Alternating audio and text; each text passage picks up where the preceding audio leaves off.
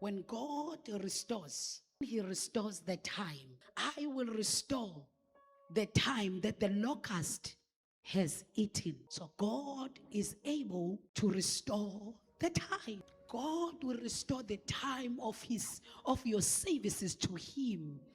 God will restore the time that the locusts have eaten, because God can restore the time.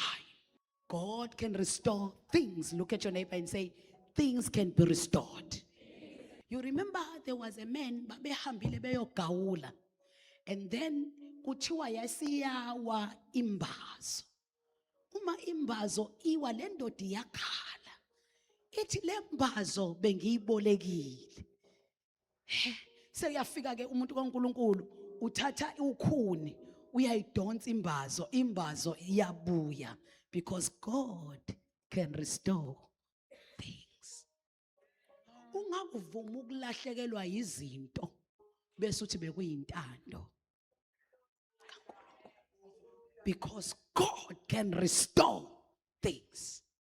Kusho ukuthi uNkulunkulu uyavuma izinto zikulahlekele, uyavuma zilahleke, so that you can know that He is able to restore things.